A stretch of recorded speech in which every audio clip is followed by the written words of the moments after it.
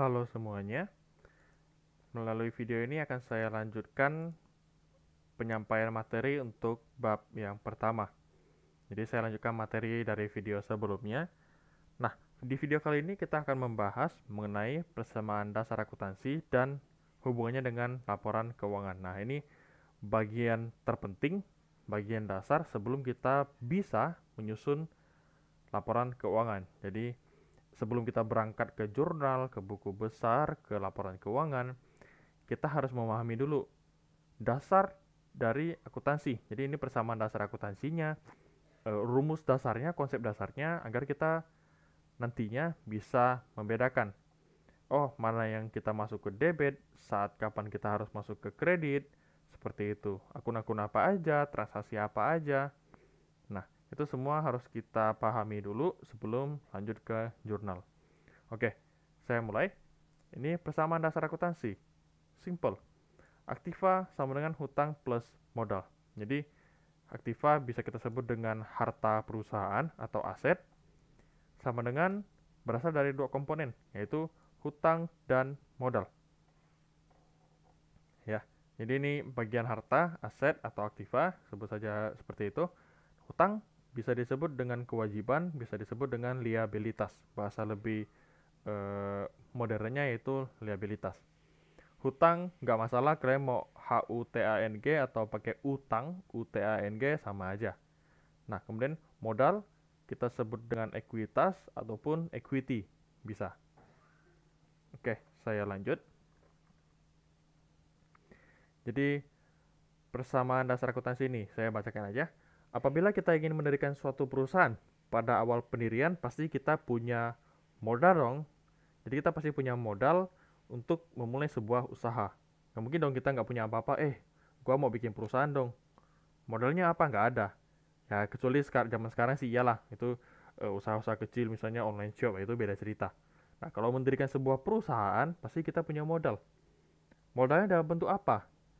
Jadi, saya highlight aja. Nah, kita pasti punya butuh modal dalam bentuk apapun itu. Jadi bisa dalam bentuk apapun. Nah, modal tersebut dapat bersumber baik dari pinjaman maupun uang pribadi sang pemilik perusahaan. Jadi, kita pasti punya modal. Nah, modal ini berupa apa? Misalnya berupa uang 2 miliar deh, misalnya. 2 miliar ini sumbernya dari mana? Oh, 1,5 M dari pinjaman, misalnya.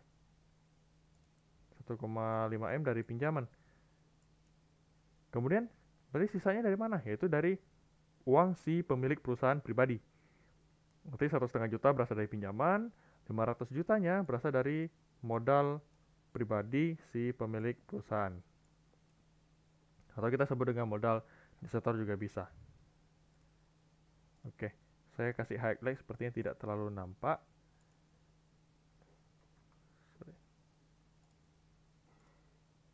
Oke, modal dalam bentuk apapun itu, modal bisa bersumber dari pinjaman dan uang pribadi sang pemilik perusahaan, atau dikatakan modal desetor. Nah, modal di sini kan dikatakan tadi dalam bentuk apapun itu. Jadi modal yang disertakan pada awal itu bisa berupa uang tunai, bisa berupa gedung kantor misalnya, atau barang seperti perlengkapan, nah, atau yang lainnya. Nah, semua itu bisa kita bilang adalah harta perusahaan. Jadi, satu sisi kita memiliki modal, satu sisi kita memiliki harta, memiliki aset. Nah, karena tadi saya sebelumnya sudah sampaikan ada yang namanya konsep double entry. Oleh karena itu, seseorang yang mempunyai modal juga disebut sebagai seseorang yang mempunyai harta. Jadi ada dua hal yang berpengaruh. Nah, kamu dikatakan punya modal, di satu sisi kamu juga punya harta. Jadi modal kan sumber nih, sumber dana kita. Jadi sumbernya dari mana? Itu dari modal perusahaan. Nah, sumber dana ini di dalam bentuk apa? Dalam bentuk atau dalam wujud berupa harta. Misalnya kas, gedung kantor, seperti itu. Nah, jadi semua hal dipandang dari dua sisi, yaitu dari sisi sumber dana dan wujud. Nah, jadi agar lebih mudah saya ilustrasikan di slide berikutnya. Oke, Ini tadi persamaan dasar akuntansi, harta sama dengan hutang plus modal. Ini konsep dasarnya. Nah, sebelah ini saya kasih garis tengah ya. Jadi sebelah kiri sama sebelah kanan. Sebelah kiri itu kita sebut juga dengan aktiva atau sebelah kiri kita sebut dengan aktiva, sebelah kanan kita sebut dengan pasiva. Oke ya. Jadi kalau misalnya yang pernah pelajari accounting, inilah gambaran dari laporan posisi keuangan atau neraca. Jadi sebelah kiri itu aktiva, sebelah kanan itu pasiva. Artinya apa sih? Nah, yang sebelah kanan ini pasiva bisa kita sebut dengan sumber dana si perusahaan. Jadi sumber dananya dari mana? Apakah dari hutang? Hutang berarti kan ini dari pinjaman nih, dari kewajiban. Berarti karena kita dari pinjaman, kita punya hutang dong, kita punya kewajiban untuk mengembalikan. Atau sumber dana kita berasal dari modal. Modal berarti bisa aja modal asli dari pemilik perusahaan saat pertama perusahaan tersebut dibuka, ataupun dari laba rugi yang dihasilkan. Jadi di dalam modal ini ada dua komponen nih, ya, ada dua komponen, yaitu modal yang disetor oleh pemiliknya itu sendiri dan laba rugi. Lanjut. Nah, sebelah kiri, karena yang sebelah kanan itu sumber dananya, sebelah kiri ini sebagai wujudnya atau realisasinya atau kayak dikonversi lah dari sumber dana itu, wujudnya berupa apa ya? Oh, sumber dananya 1M, ternyata terdiri dari beberapa bentuk nih, beberapa wujud. Jadi saya ulangi, sumber dananya 1M terdiri dari beberapa wujud atau beberapa bentuk. 100 juta misalnya dari kas, 500 juta berupa gedung misalnya, 400 juta berupa kendaraan gitu. Jadi sumber dananya 1M, wujudnya bisa beberapa macam. Nah, singkatnya untuk sebelah aktiva itu adalah semua harta yang dimiliki oleh perusahaan. Kalau sebelah pasiva itu adalah sumber dana yang digunakan oleh si perusahaan. Jadi sumbernya dari mana aja dananya. Nah, ini merupakan konsep dasar dari munculnya debit dan kredit. Jadi artinya seperti itu ya. Jadi debit berarti itu kan bentuk dari perusahaan, hartanya perusahaan. Kalau kredit berarti sumber dananya perusahaan. Singkatnya seperti itu. Nah, ada beberapa poin yang perlu diperhatikan. Pertama, dampak dari setiap transaksi adalah berupaya peningkatan atau penurunan satu atau lebih unsur dalam persamaan akuntansi. Jadi bisa aja pengaruh di aset, bisa aja pengaruh di hutang, bisa aja pengaruh di modal, ataupun pasti pengaruhinya ada dua sisi. Apakah aset bertambah, kewajiban bertambah, berarti yang pengaruhnya asetnya naik, kewajiban naik. Atau misalnya kayak setoran modal, berarti modalnya naik, asetnya juga naik, karena satu sisi perusahaan bertambah modalnya, satu sisi perusahaan juga hartanya bertambah. Atau misalnya sesama di aset nih, kita beli perlengkapan, berarti perlengkapan kita bertambah, uang kita berkurang. Nah, semuanya berkurang di sisi aset. Jadi intinya ada dua hal yang berpengaruh, atau ada dua akun yang terlibat, minimal dua akun, gitu. Nah, kemudian poin kedua, kedua sisi persamaan akuntansi harus selalu sama jumlahnya. Jadi baik sisi kiri maupun sisi kanan nih, keduanya harus memiliki saldo yang seimbang, saldo yang balance. Apalagi nanti kalian menjurnal, itu debit kredit harus seimbang. Ya, jadi namanya accounting, simbolnya aja udah timbangan. Jadi harus balance antara kiri sama kanan, antara debit sama kredit. Tidak balance berarti ada yang error, ada yang salah. Gitu. Poin ketiga, ekuitas pemilik bertambah sebesar investasi oleh pemilik modal. Nah, ini perlu diperhatikan. Bertambah sebesar investasi oleh pemilik perusahaan atau kita sebut dengan modal, dan oleh pendapatan. Jadi kalau ada pendapatan, dia bakal nambah si modal. Kenapa? Ya iya dong. Kita punya omset, kita punya penghasilan, punya laba rugi. Atau ujung-ujung kan laba rugi ini akan menambah ke modalnya kita. Gitu. Jadi itulah hasil kerja kita, itu menambah modalnya si perusahaan. Nah, itu kalau sisi bertambah. Kalau sisi berkurang, jadi ekuitas juga bisa berkurang karena dua hal. Pertama, baik itu penarikan oleh pemilik atau yang kita sebut dengan prefer. Jadi karena sebuah perusahaan nih, dia punya bos dong. Kalau bosnya waktu itu bilang, oh saya mau tarik deh uang saya 500.000 misalnya, atau 2 juta deh. Dia tarik 2 juta, itu bukan dianggap sebagai biaya. Dan kalau misalnya tidak ada ambil pinjaman, berarti itu juga bukan sebagai pinjaman. Berarti si pemilik perusahaan ini menarik dana sebesar 2 juta, dan itu dianggap sebagai prefer. Ya, ini penarikan oleh pemilik kalau di perusahaan perseorangan ataupun di CV itu dikatakan prefer, penarikan oleh pemilik. Itu sifatnya mengurangi modal. Nah, berkurang karena apa lagi nih si ekuitas nih? Yaitu karena beban atau biaya. Jadi, kalau ada biaya-biaya, otomatis modal perusahaan makin berkurang dong, gitu. Ya, biaya contoh biaya gaji, bayar gaji lah, bayar sewa lah, beli perlengkapan lah, pasang iklan lah, ya jadi seperti itu. Banyak kategori biaya. Nah, ini tolong dipahami dengan baik untuk persamaan dasar akuntansi. Saya lanjut.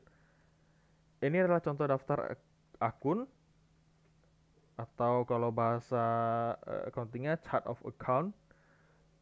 Nah, ini sebenarnya totalnya ada 5 kelompok. Cuman saya sampaikan 3 kelompok dulu biar nyambung dengan persamaan dasar akuntansi. Ini kan ada aset, ada kewajiban, ada modal. Nah, di sini saya jelaskan.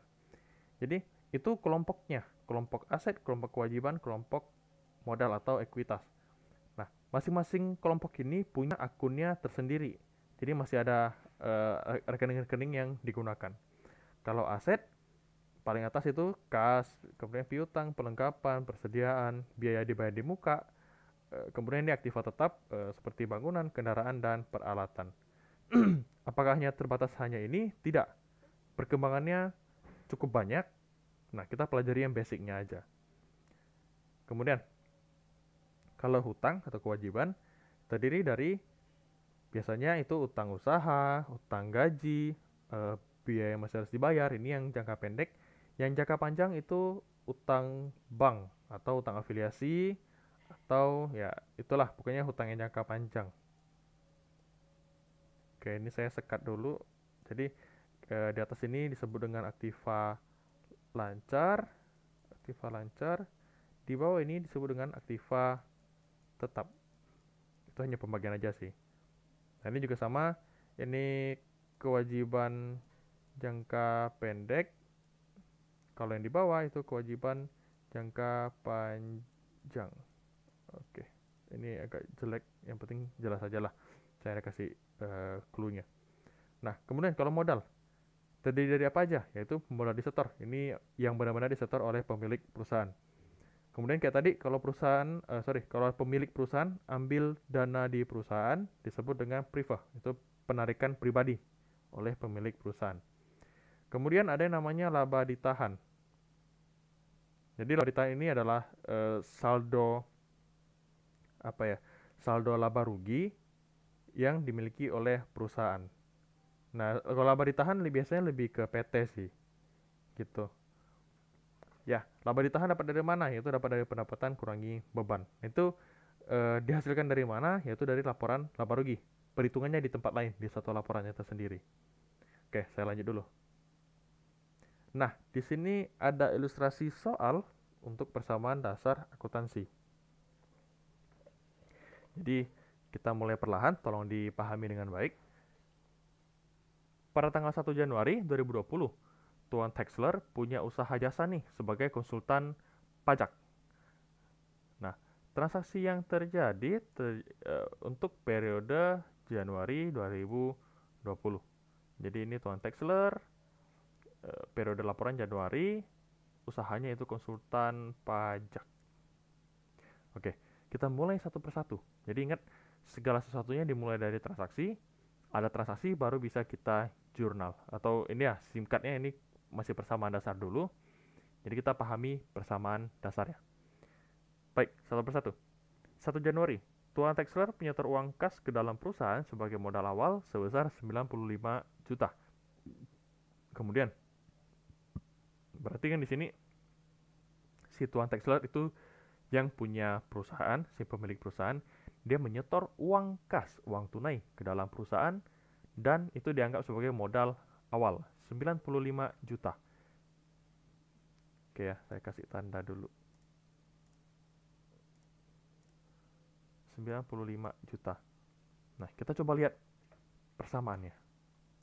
Nah, perhatiin yang angka lain tolong diabaikan dulu. Kita perhatikan per poin. Tanggal 1 Januari. Karena dikatakan si tuan tax seller menyetorkan uang kas, uang tunai ke dalam perusahaan, dan itu dianggap sebagai setoran modal awal. Berarti ini kan persamaannya nih. Aktiva sama dengan utang plus modal. Dibikin formatnya seperti ini. Nah, di bawah aktiva itu kita masukin beberapa akun yang kita pakai aja. Contoh di sini saya munculin kas, piutang, dan perlengkapan. Kalau ke depan ada akun lain lagi yang terlibat atau yang muncul, boleh kalian munculin. Utang di sini saya munculinnya satu aja, utang, modal ya modal. Kembali ke soal. Jadi tuan tax seller setor 95 juta. Berarti kan satu sisi perusahaan menerima uang nih, menerima uang kas 95 juta. Ini bertambah berarti. Kemudian di sisi lain modal perusahaan juga bertambah. Berarti ini modal bertambah 95 juta. Atas modalnya siapa? Yaitu modal tuan tax seller. Jadi ini sebagai bukti keikutsertaan. Jadi perusahaan punya sumber dana, salah satunya dari modal 95 juta. Modalnya siapa? Modalnya tuan tax seller. Lanjut. Itu tanggal 1 udah. Tanggal 3 Januari. Dibayar sewa kantor untuk bulan Januari sebesar 8 juta. Dibayar sewa kantor untuk bulan Januari. Bulan Januari. Oke, ini kita juga mengerjakan yang bulan Januari. Berarti langsung kita anggap sebagai biaya sewa kantor. 8 juta. Oke, kita lihat persamaan dasarnya. Kita bayar. Namanya bayar pasti uang kita berkurang. Bayar 8 juta berarti kasnya berkurang 8 juta. Nah, di sisi lain, karena itu biaya, ingat kalau biaya atau beban sifatnya mengurangi modal. Berarti di sini muncul biaya sewa, sifatnya mengurangi 8 juta. Karena kalau biaya, ingat mengurangi modal. Nah, bagian samping tolong kalian masukin keterangan, ini masuk kategori mana. Contoh yang tadi pertama itu modal, kemudian yang barusan itu biaya sewa. Ini untuk keperluan susun laporan keuangan nanti. Saya lanjut. Tanggal 6 Januari, dibeli perlengkapan berupa alat tulis kantor secara kredit dengan harga 5 juta. Beli perlengkapan kantor secara kredit 5 juta. Secara kredit ya. Pertama, kita beli, ini saya kasih centang juga, beli perlengkapan kantor 5 juta. Berarti perlengkapan kantor kita bertambah 5 juta, kemudian kredit. Berarti kita ngutang. Berarti utang kita bertambah 5 juta. Oke. Tanggal 10. Dibayar beban iklan yang dimuat dalam surat kabar harian Kompas sebesar 500.000. Dibayar beban iklan. Berarti kita bayar beban iklan 500.000. Bayar, berarti uang kita berkurang. Berarti berkurang 500.000, dan satu sisi kita catat sebagai biaya iklan. Ingat, biaya iklan itu mempengaruhi ke modal, sifatnya mengurangi. Berarti minus 500.000. Tanggal 12, diterima uang sebesar 10 juta atas jasa yang telah diberikan kepada klien. Terima uang 10 juta atas jasa yang telah diberikan kepada klien. Berarti atas jasa yang telah kita berikan. Kita sebut dengan pendapatan jasa. Nah, kita terima uang 10 juta. Berarti uang kita bertambah 10 juta. Di sini bertambah 10 juta. Positif. Kemudian di sisi modal, karena ini adalah pendapatan kita, kan kita jual jasa nih. Kalau jual jasa tentu orangnya bayar dong. Atau tentu kita berhak tagih orangnya dong. Jadi muncullah yang namanya pendapatan. Pendapatan bertambah 10 juta. Ingat, kalau pendapatan dalam konteksnya dengan modal sifatnya adalah menambah. Lanjut. Tanggal 13 Januari, tuan tax seller mengambil uang tunai untuk kepentingan pribadi sebesar 7 juta. Uang tunai untuk kepentingan pribadi. Berarti kalau begitu dinamakan prive. Prive itu sifatnya mengurangi modal. Dia bukan beban, bukan pendapatan, melainkan prive sendiri. Itu penarikan uang oleh si pemilik perusahaan. sifatnya mengurangi modal. Oke, mengambil uang tunai nih. Berarti uang tunai kita berkurang 7 juta karena uangnya sudah diambil, dan modal juga berkurang 7 juta. Jadi modal si tuan Texler berkurang 7 juta karena dia ambil dong duitnya gitu. Lanjut tanggal 15. Membebankan tagihan kepada klien atas jasa yang telah diberikan sebesar 33 juta. Dalam hal ini tuan Texler belum menerima pembayaran. Jadi dia sudah memberikan jasa dan namun belum menerima pembayaran. Berarti satu sisi kita punya pendapatan, satu sisi kita berhak untuk menagih orang ini. Oke, sebesar 33 juta. Nah, kalau kita punya hak menagih, itu dinamakan dengan piutang usaha. Ya, jadi karena dia belum bayar, namun pekerjaan sudah kita laksanakan, sudah selesai kita kerjakan. Nah, muncullah yang namanya pendapatan 33 juta. Kan karena jasa kita udah berikan nih. Berarti muncul pendapatan 33 juta. Kemudian orangnya belum bayar. Kalau belum bayar, kita akui sebagai piutang usaha. Kenapa piutang? Piutang kan berarti orang yang ngutang ke kita. Kalau utang, kita yang ngutang ke orang gitu. Jadi karena ini orang lain berhutang kepada kita, berarti kita punya piutang, kita berhak untuk menagih kembali orang tersebut. Oke, piutang bertambah 33 juta. Lanjut. Tanggal 17. Dibayar utang atas pembelian perlengkapan pada tanggal 6 Januari. 6 Januari nih. 6 Januari kita ada beli perlengkapan secara kredit 5 juta. Nah, di sini kita dibayar utang atas pembelian perlengkapan pada tanggal 6 Januari yang lalu. Kalau tidak bilang nominal, asumsinya kita bayarnya full. Berarti sebesar 5 juta. Oke. Kita bayar utang 5 juta. Berarti di sini karena kita bayar utang, ini tanggal 17, karena kita bayar utang berarti uang kita berkurang 5 juta. Kemudian utang kita tentu berkurang juga 5 juta. Kan kita bayar hutang. Gitu. Lanjut tanggal 22. Diterima sebagian pembayaran atas jasa yang telah diberikan tanggal 15 Januari yang lalu sebesar 20 juta. Jadi ini tadi nih, kita udah berikan jasa tapi belum dibayar. Totalnya 33 juta, dia baru bayar sebagian, baru bayar 20 juta. Ya udah, berarti kita terima uang atas pembayaran sebagian tagihan atas jasa yang sudah kita berikan di tanggal 15 yang lalu. 20 juta, berarti kas kita bertambah 20 juta karena kita menerima uang tunai. Kemudian piutang kita berkurang karena dia udah lunasi sebagian. Berarti piutang orang ini berkurang 20 juta. Lanjut. 30 Januari dibayar beban listrik dan telepon sebesar 1.500.000 dibayar. Berarti uang kita berkurang. Berarti kas kita berkurang 1.500.000, kemudian muncullah beban listrik dan telepon. Beban sifatnya mengurangi modal, berarti minus 1.500.000. Terakhir, dibayar gaji karyawan 25 juta. Karena dibayar, berarti kita keluar uang, kas kita berkurang 25 juta. Kemudian beban gaji 25 juta, sifatnya mengurangi. Oke, silakan ditotalkan. Bagian kas totalnya itu 78 juta, bagian piutang 13 juta, total perlengkapan 5 juta. Utang 5 juta minus 5 juta berarti 0. Nah, modal ditotalkan itu 96 juta. Nah, di cross check sekali lagi, dicek kembali apakah balance kiri dan kanan antara aktiva dan pasiva. Seperti ini ditotalin 78 juta tambah 13 juta tambah 5 juta, hasilnya adalah 96 juta. Kemudian bagian pasiva, bagian kanan, utang plus modal yaitu 96 juta. Berarti ini balance, aman.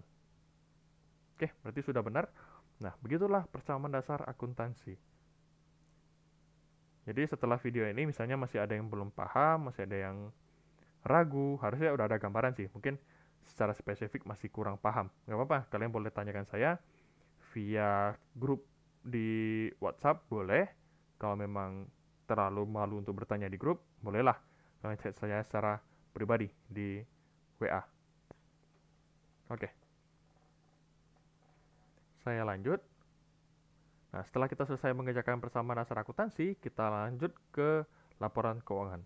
Tapi sebelum kita lanjut, ada beberapa hal yang perlu kita pahami nih sebelum kita susun si laporan keuangan. Oke, saya lanjut. Ada yang namanya siklus akuntansi. Jadi ini adalah satu siklus, satu lingkaran yang akan kita kerjakan selama satu semester ini. Nah, jadi saya singkat aja. Pertama, selalu diawali dengan transaksi. Jadi ada transaksi, baru kita bisa melanjutkan cerita ini. Kalau nggak ada transaksi, ya udah nggak perlu ngapa-ngapain, gitu. Jadi pertama-tama itu adalah ada yang namanya transaksi, dibuktikan biasanya dengan bukti transaksi. Jadi kalau transaksi kan peristiwa nih, kejadian nih. Misalnya kamu bayar sesuatu. Nah, ada yang namanya bukti transaksi. Bukti transaksi itu berupa apa? Contoh, kamu bayar seseorang deh. Bukti transaksinya adalah kwitansi, itu paling simpelnya. Kalau kamu dapat tagihan, paling simpelnya bukti transaksinya adalah invoice atau faktur penjualan dari orang yang bersangkutan. Ya, nah setelah kita dapat bukti transaksi, kemudian kita jurnal. Ini saya pakai bahasa Inggris, tapi saya jelasinnya pakai bahasa Indonesia, tenang aja. Kemudian kita jurnal, kita konversi ke dalam bahasa accounting lah, ya kerennya seperti itulah. Kita konversi ke bahasa accounting, berarti berupa jurnal. Nanti kita mendebit akun apa, mengkredit akun apa. Nah, setelah kita mendebit kreditkan akun-akun tersebut, kita ringkas, kita golongkan, atau kita posting ke dalam buku besar. Jadi setelah ada jurnal nih, banyak nih jurnalnya, kita golongkan mereka ke dalam kamarnya masing-masing. Jadi transaksi yang berhubungan dengan kas kita masukin ke kas, transaksi berhubungan sama piutang kita kumpulin ke satu tabel piutang, transaksi berhubungan dengan hutang kita kumpulin ke satu tabel hutang, dan begitu seterusnya. Jadi kita rincikan ke masing-masing akun. Nah, setelah selesai, muncullah yang namanya neraca saldo. Jadi itu kalau buku besar kan ada nih, kas misalnya tanggal sekian keluar untuk apa, tanggal sekian masuk untuk dari mana. Nah, kalau di neraca saldo atau trial balance, kita hanya merekap aja. Jadi misalnya akun kas saldonya berapa, akun piutang saldonya berapa gitu. Jadi merekap saldo akhir dari buku besar doang. Setelah itu kita lihat apakah ada yang perlu kita sesuaikan. Siapa tahu ada hal-hal yang belum kita catat, belum kita tahu nih. Ada perubahan saldo tapi kita belum mencatat. Kita bikinlah AJP, jurnal penyesuaian atau adjustment. Nah, setelah adjustment selesai, kita bikin lagi neraca saldo setelah penyesuaian. Jadi ini trial balancing tadi, neraca saldo. Ternyata ada penyesuaian, berarti kan saldonya berubah dong. Nah, kita bikin kembali si neraca saldo setelah penyesuaian. Setelah itu, berarti semua saldo udah clear, udah oke. Setelah semua saldo sudah oke, kita susun ke laporan keuangan. Nah, kalau dari penyesuaian, nah di sini tengah-tengah nih ada namanya worksheet. Jadi itu bukan hal yang wajib, namun cukup membantu dalam proses pengerjaannya. Jadi dari adjustment bisa langsung ke laporan keuangan. Melalui apa? Melalui kertas kerja. Jadi ini juga dirangkum sih ke dalam satu kertas kerja. Nanti bakal kita pelajari juga. Ini sifatnya tidak wajib, namun bisa membantulah kalau diperlukan. Oke, setelah kita bikin laporan keuangan, nah biasanya pada akhir tahun kita ada tutup buku. Kita tutup buku untuk mengetahui berapa jumlah laba atau rugi si perusahaan. Nah, saat tutup buku ini, kita bikinlah yang namanya jurnal penutup. Ya, kita bikin jurnal penutup. Nah, setelah kita bikin jurnal penutup, kita saldonya berubah lagi nih. Kita bikin lagi neraca saldo setelah penutupan. Ya, kita bikin neraca saldo setelah penutup biar dapat saldo saldo akhirnya. Jadi setelah tutup buku, saldo akhirnya berapa sih? Gitu. Kemudian setelah itu, di awal tahun berikutnya, kita bikin namanya jurnal pembalik. Ini juga untuk menyesuaikan sih. Jadi ada beberapa jurnal yang sekiranya perusahaan maunya seperti ini. Bukan perusahaan maunya sih. Ini kebijakan perusahaan. Apakah ada penyesuaian-penyesuaian yang agak bukan kurang tepat. Beberapa penyesuaian yang perlu kita kembalikan. Jadi yang kita awalnya udah bikin nih penyesuaian nih. Di awal tahun depan kita merasa biar lebih gampang informasinya yang disajikan, kita perlu deh bikin jurnal pembalik. Nah, kita bikinlah jurnal pembalik. Tapi ini sifatnya tidak wajib. Kembali ke kebijakan perusahaan. Oke. Kalau seperti itu berarti selesai. Nah, ini dikerjakan dalam satu periode akuntansi, biasanya itu 1 tahun sekali. Berarti dari transaksi, jurnal, posting, neraca saldo, penyesuaian, sampai laporan keuangan, sampai penutup, sampai neraca saldo setelah penutup, itu dilakukan di 1 tahun. Atau biasanya di closing di akhir tahun. Nah, kalau jurnal pembalik ini di awal tahun. Begitu kira-kira untuk siklus akuntansi. Saya lanjutkan materi. Nah, di sini tadi ada financial statement. Saya kasih warna merah. Karena financial statement atau laporan keuangan itu terdiri dari beberapa laporan lagi. Jadi ada isinya. Isinya ada 5. Itu ada laporan laba rugi, laporan perubahan modal atau ekuitas, dan laporan posisi keuangan atau yang dulu disebut dengan neraca. Oke, lanjut lagi. Ada yang namanya laporan arus kas. Ini untuk melihat kas kita kemana aja mengalirnya. Dan CALK, catatan atas laporan keuangan. Jadi karena akun-akun kan banyak nih, dan akun-akun itu hanya menyajikan saldo akhir doang. Nah, siapa tahu ada yang perlu diceritakan di balik saldo yang ada di akun-akun tersebut. Contoh, ada akun persediaan yang 1M. Kok gede ya? Kita munculin di laporan keuangan. Di catatan atas laporan keuangan. Oh, ternyata persediaan ini bukannya tidak terjual, namun baru dibeli pada akhir tahun. Makanya saldonya terlihat agak gede. Ya, kurang lebih seperti itulah. Jadi informasi-informasi tambahan untuk mendukung si laporan keuangan. Nah, yang akan kita pelajari itu lebih ke 3 hal ini, laba rugi, perubahan ekuitas, dan laporan posisi keuangan. Kedua ini ya CLK kita tidak pelajari karena itu hanya informasi tambahan. Nanti arus kas akan saya sampaikan secara singkat jika ada waktu. Nah, jadi fokusnya lebih ke laba rugi, perubahan ekuitas, dan posisi keuangan. Jadi kalau ditanya, ada berapa laporan keuangan? Jadi jangan bilang hanya ada 3. Jawablah ada 5. Nah, terdiri dari ini, dan ini. Gitu. Oke, saya lanjut. Nah, ini format untuk laporan laba rugi. Jadi, laba rugi itu isinya ada 2 komponen, yaitu pendapatan dan beban. Oke, namanya laporan, pasti ada kopnya. Dimulai dari nama perusahaan, CV apa misalnya. Kemudian nama laporan. Kalau ini laba rugi berarti laporan laba rugi. Nah, di bawah isi periodenya, khusus laba rugi, kita pakai bahasa seperti ini. Untuk periode yang berakhir pada 31 Desember sekian misalnya, atau berakhir pada kapan gitu. Jadi untuk periode yang berakhir pada, karena laba rugi sifatnya sementara, itu sifatnya tahunan. Makanya perlu ditulis seperti ini, untuk periode yang berakhir pada ini. Kenapa? Karena pada akhir tahun, setelah kita tutup, otomatis laba rugi ini jadi 0. Karena semua labanya atau semua laba ruginya, saldo labanya, sudah kita konversi ke dalam modal. Otomatis di awal tahun berikutnya, ya kita mulai dari 0 lagi laba ruginya. Maka dari itu dikatakan untuk periode yang berakhir pada sekian gitu. Nah, isinya apa? Isinya ada pendapatan jasa, itu semua pendapatan yang dihasilkan oleh perusahaan, dikurangi semua beban yang ada. Bayar gaji, beban gaji, beli ATK atau beli perlengkapan kantor, berarti beban perlengkapan. Bayar asuransi, berarti beban asuransi, atau ada yang lain-lain. Ditotalkan, dapatlah laba kotor, atau laba aja deh juga boleh. Lanjut. Nah, ini laporan perubahan ekuitas. Jadi, setelah kita dapat tadi nih, si laba rugi nih, dapat sekian misalnya. Nah, kita lanjut ke perubahan ekuitas. Jadi sama, ini masukin dari CV-nya dulu, CV apa, laporan apa, perubahan ekuitas, dan periode. Ini juga sama, untuk periode yang berakhir pada sekian. Nah, dimulai dengan modal Pak ABC, itu modal awalnya, ketahuan di soal, atau kita ambil dari modal periode sebelumnya, kemudian tambah atau kurangi dengan laba rugi. Misalnya laba berarti ini sifatnya plus, kalau misalnya rugi ini berarti minus dalam kurung nih. Dapat dari mana? Dapat dari sini.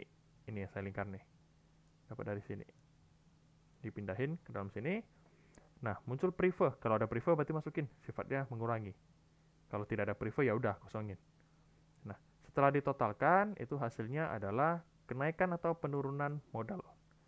Kalau plus ya berarti modal kita meningkat. Kalau minus berarti terjadi penurunan modal. Oke. Nah, dikalkulasikan hasilnya adalah modal akhir si pemilik perusahaan. Saya lanjut. Nah, ini format laporan posisi keuangan. Jadi setelah laba rugi jadi, lanjut ke perubahan ekuitas, selesai kan, dapat nih si modal akhir nih. Nah, kita lanjut ke laporan posisi keuangan. Tapi ingat pada bagian modal, kita pakainya bukan modal awal lagi, melainkan modal akhir yang sudah kita hitung. Jadi modal akhir tersebut kita masukin ke sini nih, itu modalnya Pak ABC, gitu. Oke, ini laporan posisi keuangan sama, masukin kopnya, perusahaannya apa, laporannya apa, periode. Karena laporan posisi keuangan itu tiap tahun selalu ada, selalu terakumulasi saldonya, maka kita pakainya periode 31 periode sekian. Misalnya 31 Desember 2020 misalnya. Masukinnya seperti itu. Jadi bukan dituliskan untuk tahun yang berakhir, itu tidak. Karena laporan posisi keuangan sifatnya itu continue, sifatnya berlanjut terus gitu. Oke. Jadi ini ada beberapa komponen. Nah, ini banyak accountant, banyak anak-anak akuntansi yang masih belum paham. Pak, apakah aktiva selalu dimulai dari kas? Boleh gak saya persediaan dulu? Boleh gak saya biaya dibayar di muka dulu? Oke, jadi ada rules, ada aturan di dalam sini. Nah, seperti aktiva, ini disusun dari yang paling liquid, dari yang paling lancar, paling cepat cair, atau yang paling mudah dipindah tangankan. Jadi itu ada urutannya, ada aturannya. Nah, kenapa kas paling atas? Karena kas adalah aktiva yang paling mudah dipindah tangankan atau paling mudah dicairkan. Jadi kas paling atas, kemudian baru piutang, perlengkapan, persediaan. Persediaan ini yang nomor sekian, karena persediaan kan harus menunggu dijual nih, baru bisa dicairkan dalam bentuk uang, gitu. Nah, kemudian ini yang agak lama nih, tanah, bangunan, kendaraan, peralatan, karena mereka umurnya itu lebih dari 1 tahun. Otomatis ya, jangka waktunya lebih lama, gitu. Sama halnya dengan kewajiban. Ini juga disusun dari lamanya kita boleh berhutang, atau lamanya hutang itu akan muncul.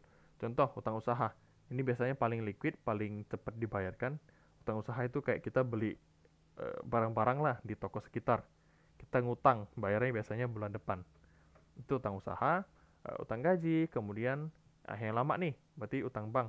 Itu yang jangka panjang, makanya dia agak bawah. Karena utang bank ya ada yang bisa 5 tahun, 10 tahun, seperti itu. Kemudian dia ada bagian modal, jadi sini aktiva doang, aktiva aja. Kemudian kalau bagian pasiva ada kewajiban dan modal. Nanti keduanya ditotalkan, harus balance antara pasiva sama aktiva. Nah, ini yang tadi saya bilang, biar lebih memudahkan kalian. Tahapan pertama kita bikin dari laba rugi. Pendapatan kurangi beban, dapat laba rugi. Kita lanjutin ke perubahan ekuitas, seperti modal tambah laba atau rugi, kurangi prefer, dapatlah modal akhir. Nah, modal akhir ini kita ambil saldo akhirnya untuk dipindahkan ke laporan posisi keuangan. Jadi, modal yang ada di laporan posisi keuangan di sini itu bersumber dari perubahan ekuitas. Jadi jangan sampai salah.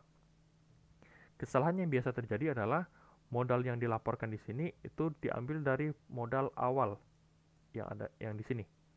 Itu salah, pasti ujung-ujungnya bagian pasiva dan aktiva itu tidak balance. Itu kesalahan yang biasa terjadi lah, seperti itu. Oke, saya lanjut. Nah, ini saya mengulang sedikit aja. Ada 5 kelompok akun yang tadi saya bilang. Ada yang namanya aset, hutang, modal, itu sudah saya jelaskan. Nah, kemudian keempat, pendapatan dan beban. Jadi ini ada aset, hutang, modal, pendapatan, dan beban. Kodenya ini sudah sesuai. Biasanya kalau aktiva itu kodenya 1, hutang kodenya 2, modal kodenya 3, pendapatan kodenya 4, beban kodenya 5. Ya, kode ini atau nomor untuk kelompok akun ini tidak bersifat mati, namun harus berurutan. Jadi contoh, beban bisa sampai 7, bisa sampai 8, karena beban itu sendiri diklasifikasi lagi. Ada beban pemasaran, ada beban admin umum, otomatis nomor akunnya jadi beda. Ya, jadi beban nggak selamanya 5, bisa aja dia jadi 6, jadi 7, begitu. Namun, satu aturannya adalah ini berurutan. Jadi mulai dari aktiva dulu, baru lanjut ke hutang, lanjut ke modal, pendapatan, dan beban. Itu urutannya, cuman untuk nomor akun, kelompok akun, bisa aja bergeser. Nah, tapi pada dasarnya saya pakai gini aja deh. Untuk kelompok pertama, itu nomor akunnya 1, itu aktiva, 2 hutang, 3 modal, 4 pendapatan, 5 beban. Gitu. Pendapatan itu berarti hasil usaha atau omset penjualan kita. Kemudian beban itu semua biaya-biaya yang keluar, biaya gaji, iklan, koran, sumbangan, seperti itu. Nah, ini saya ulangi lagi nih, ini efeknya. Jadi, pendapatan sama beban kita hitung di laporan laba rugi. Dapat saldo laba rugi, masukin ke laporan perubahan modal. Yang tadi tuh, yang ada saldo laba rugi tuh. Oke. Jadi, di laporan perubahan modal kita hitung modal plus laba rugi yang sudah ada. Nah, jika sudah dapat, lanjut ke laporan posisi keuangan. Berarti terdiri dari aset, hutang, dan modal yang sudah berubah. Modal yang sudah dihitung modal akhirnya. Masuk ke laporan posisi keuangan. Oke, begitu. Jadi, sekian pembahasan untuk materi bab yang pertama. Jika dirasa terlalu cepat atau menurut saya sih sedang lah ya, jadi tidak terlalu cepat, namun memang banyak hal yang perlu dipelajari, banyak hal yang perlu dipahami. Nggak apa-apa, pelan-pelan aja, coba kalian pahami dulu, coba kalian ketemukan alurnya, maksud konsepnya. Nah, setelah itu, misalnya kalian bingung nih, ada yang kalian penasaran atau ada yang kalian mau tanyakan, boleh kalian tanyakan ke saya, seperti biasa, boleh di grup atau personal. Oke, jadi untuk tugas kalian yang pertama, kalian diminta untuk mengerjakan soal latihan 1.1 dan 1.2. Itu sudah ada di modul. Nah, ini merupakan assignment pertama kalian, assignment minggu pertama, dan ini dikumpul sebelum pertemuan berikutnya dimulai. Contoh, pertemuan berikut misalnya kita hari Senin jam ke-5 kita mulai. Berarti paling lambat kalian kumpulnya ya udah hari Senin jam 5, itu paling lambat. Karena setelah itu biasanya 10 menit setelah jam pengumpulan, jadi jam 5 nih deadline kalian kumpul, 5-10 saya akan bahas untuk si assignment yang bersangkutan. Ya, jadi ini dikumpulkan di sebelum pertemuan berikutnya berlangsung. Dikerjakan tulis tangan. Di halaman pertama kalian tuliskan full identitas, nama, NPM, dan kelas semester. Kemudian di halaman-halaman selanjutnya itu kalian cukup menandatangani aja. Jadi cukup ditanda tangan. Jadi halaman pertama tadi nama, NPM, kelas, semester sama tanda tangan. Halaman seterusnya itu hanya tanda tangan aja. Ya. Jadi setelah kalian kerjakan tulis tangan, kalian foto boleh, kalian scan pakai aplikasi Cam Scanner di Play Store ada. Setelah kalian scan, kalian kumpul ke Google Classroom. Ya, ingat jangan sampai terlambat. Kalau terlambat, ya konsekuensi tanggung sendiri. Dikerjakan dengan baik, kerjakan sendiri, terutama jangan sampai nyontek. Kalau kalian nyontek di awal ketahuan sama saya, ceritanya panjang. Ya, hindari menyontek. Kerjakan apa yang kalian bisa, karena latihan soal, ya namanya juga kita belajar. Kalian belajar sama teman boleh, belajar sama teman sama nyontek beda ya. Jadi belajar sama teman boleh-boleh aja, nggak masalah. Kalian bingung, mau tanya sama saya juga boleh, tidak apa-apa. Nah, nanti kalian kumpulkan. Satu hal yang perlu diingat, pengumpulan latihan ini tidak mempengaruhi atau bukan merupakan komponen dari tugas. Jadi kan ada tugas terstruktur tuh. Nah, ini tidak termasuk ke komponen tugas terstruktur.